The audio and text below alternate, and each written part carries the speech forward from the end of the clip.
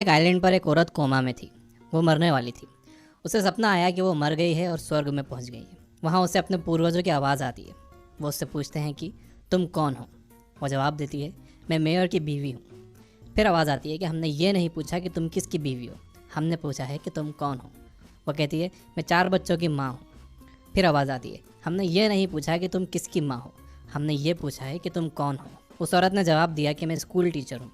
फिर से आवाज़ आई, हमने ये नहीं पूछा कि तुम क्या काम करती हो, हमने पूछा है कि तुम कौन हो। इस तरह उस औरत ने कई जवाब दिए।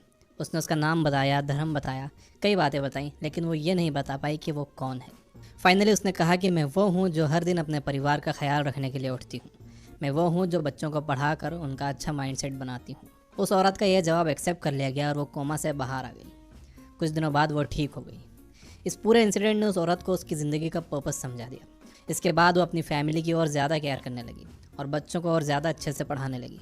उस औरत को उसका इकिगाई मिल गया था। उसके बाद उस गांव के हर इंसान ने अपना इकिगाई पता करना एक बहुत इंपॉर्टेंट चीज़ मान ली। ये इंसिडेंट जापान के ओकिनावा आइलैंड पर हुआ था। वहाँ पर आज भी हर कोई अपने इकिगाई को ढूंढ कर ही अपनी लाइफ जीता है। आज भी वहाँ के लोग दुनिया के बाकी लोगों से ज़्यादा हेल्दी और खुश होते हैं। वो बीमार भी बहुत कम पड़ते हैं और वहाँ के लोगों की लाइफ भी दुनिया के बाकी लोगों से लंबी होती है। उस गांव की कई चीज़ें बाकी दुनिया के मुकाबले काफ़ी अच्छी हैं। एक्सपर्ट्स के अनुसार इसका रीज़न ये है कि वहाँ के लोग अपना इकिगाई ढूंढकर उसके मुताबिक ही अपनी लाइफ स्पेंड करते हैं। इकिगाई एक जापानीज शब्द है जिसका मतलब होता है रीज़न फॉर बीइंग, यानी कि ज़िंदा रहने का कारण, ज़िंदगी का पर्पस, आपका दुनिया में आने का रीज़न। जापानीज मानते हैं कि हर इंसान का कम से कम एक इकिगाई होता ही है, जो उन्हें खुद को समझने के बाद ही मिल पाता है। इकिगाई मिलना बहुत मुश्किल होता है। लोगों की पूरी ज़िंदगी निकल जाती है इसे ढूंढने में।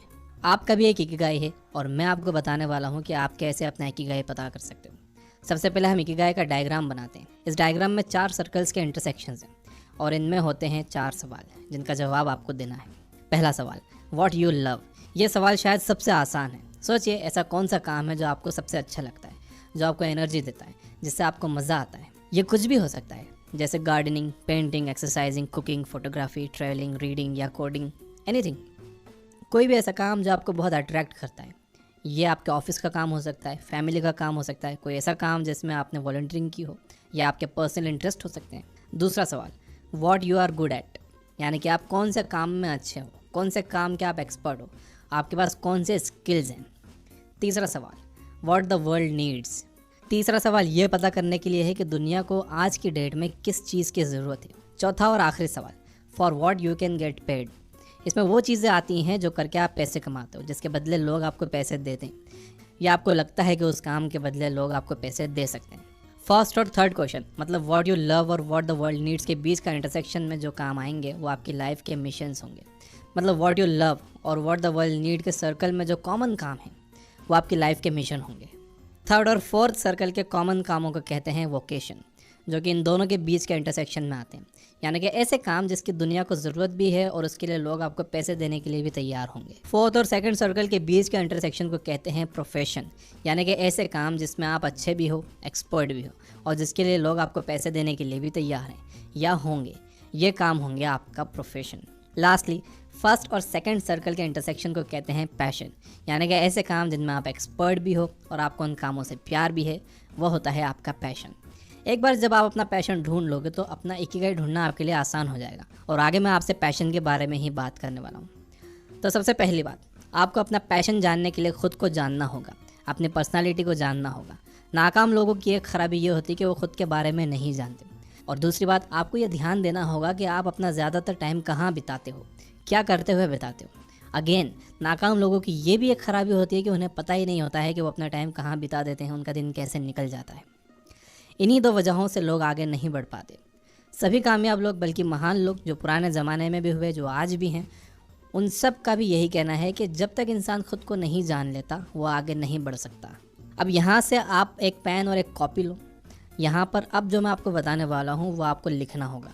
आप लिखोगे तो आगे वाला पार्ट आप आसानी से समझ सकोगे और ख़ुद को भी आसानी से समझ सकोगे। और जो आप सीख रहे हो वो लिखना एक अच्छी आदत है, कामयाब लोगों की आदत है। पैशन ना मिल पाने का सबसे बड़ा रीज़न ये है कि लोग उन कामों में अपना ज़्यादातर समय लगा देते हैं जिन्हें ना तो वो पसंद करते हैं और ना ही वो उन कामों में अच्छे होते हैं।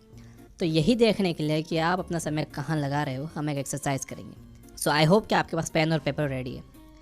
तो सबसे पहले आप एक बड़ा स्क्वायर बनाओ और उस स्क्वायर को 4 स्क्वायर्स में डिवाइड करो। पहले स्क्वायर में ऊपर लिखो, ये काम मुझे पसंद है और इनका मैं एक्सपर्ट भी हूँ। इस स्क्वायर में आप वो सारी चीज़ें लिखो जिन्हें करना आपको बहुत अच्छा लगता है और आप इन कामों के एक्सपर्ट हो।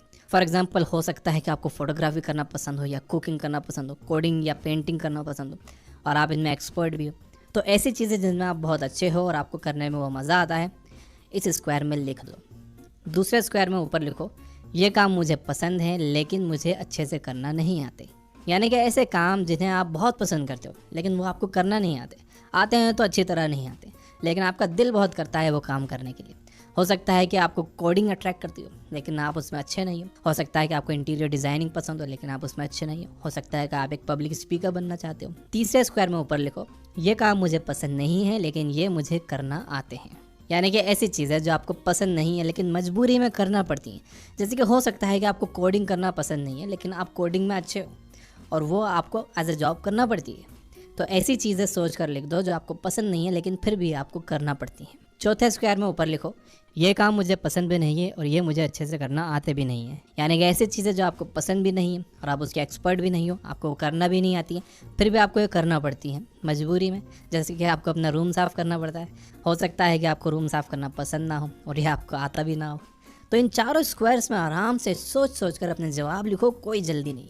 आप ये वीडियो पॉज कर सकते हो। जब आप ये लिख लो तो देखो कि आप अपना ज़्यादातर समय कौन से काम करते हुए बिताते हो। कितना समय आप वो काम करते हो जिसमें आप अच्छे भी हो और वो आपको पसंद भी है, कितना समय आप वो काम करते हो जो आपको पसंद नहीं है। जैसा कि मैंने पहले कहा कि ज़्यादातर लोग जो काम उन्हें पसंद नहीं है वो करने में अपना समय बिताते हैं, इसलिए उन्हें अपना पैशन नहीं मिल पाता। यानी वो लोग नीचे वाले 2 स्क्वायर्स में अपना ज़्यादातर टाइम लगाते हैं। आपको अपना पैशन ढूंढना है तो आपको ऊपर वाले 2 स्क्वायर्स वाले कामों को करने में ज़्यादा टाइम देना होगा। बिना अपनी करंट जॉब को छोड़े हुए आपको ये कोशिश करनी होगी कि आप ऊपर वाले स्क्वायर्स में दिए गए कामों को करने के लिए टाइम निकालो।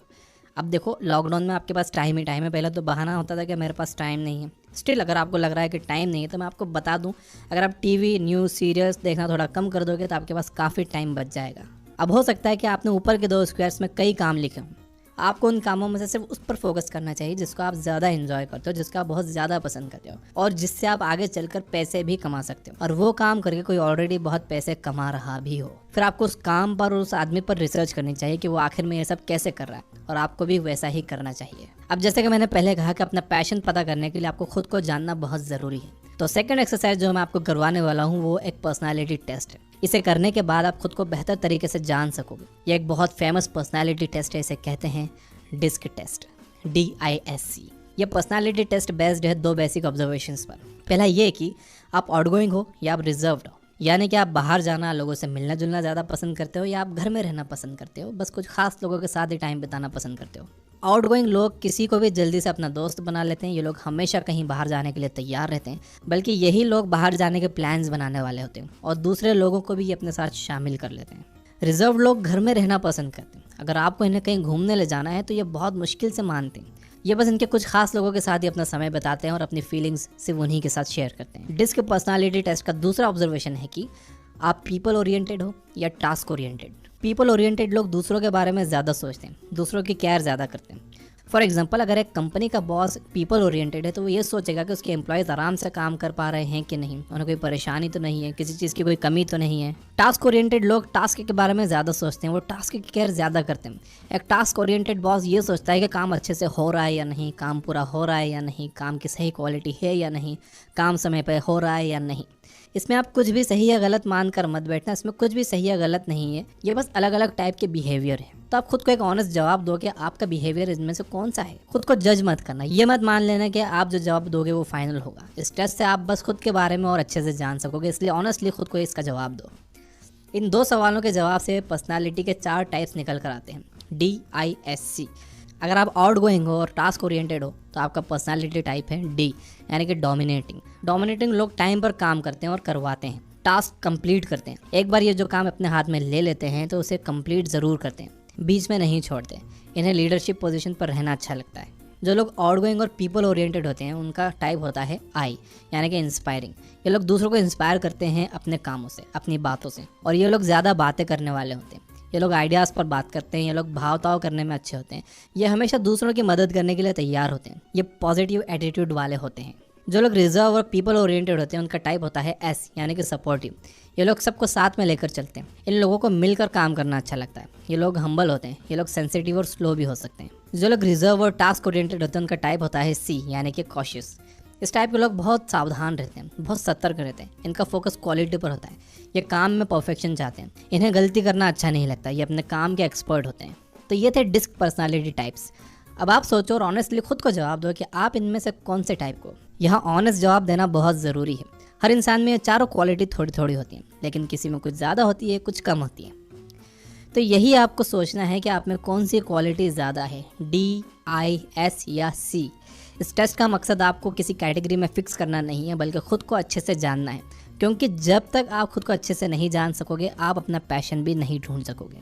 अब आपको करना यह है कि जैसा आपका पर्सनालिटी टाइप है, उसके हिसाब से आपको काम करना चाहिए। फॉर एग्जाम्पल, अगर आपका पर्सनालिटी टाइप सी है, यानी कि रिजर्व एंड टास्क ओरिएंटेड, और पहले जो मैंने स्क्वायर्स बनाए थे उसमें ऊपर वाले स्क्वायर में आपने लिखा है पब्लिक स्पीकिंग एंड कोडिंग, तो आपको कोडिंग पर ज़्यादा फोकस करना चाहिए, क्योंकि कोडिंग आपकी पर्सनालिटी से ज़्यादा मैच करती है। ये मैंने बस एक एग्जांपल दिया है। इसके हिसाब से आप अब ये पता कर सकते हो कि आपको कौन से काम को ज़्यादा टाइम देना चाहिए। ये बात याद रखो कि नाकाम लोग अपना ज़्यादातर टाइम उन कामों में लगाते हैं जिनमें वो अच्छे नहीं हैं और जिसे वो एंजॉय भी नहीं करते, जबकि कामयाब लोग अपना ज़्यादातर समय उन कामों में लगाते हैं जिनमें वो बहुत अच्छे हैं और जिसे वो एंजॉय भी करते हैं। तो आपको अपना पैशन ढूंढने का मैंने एक बहुत ही बढ़िया तरीका बताया। अब ये आपके ऊपर डिपेंड करता है कि इसका इस्तेमाल आप करते हो या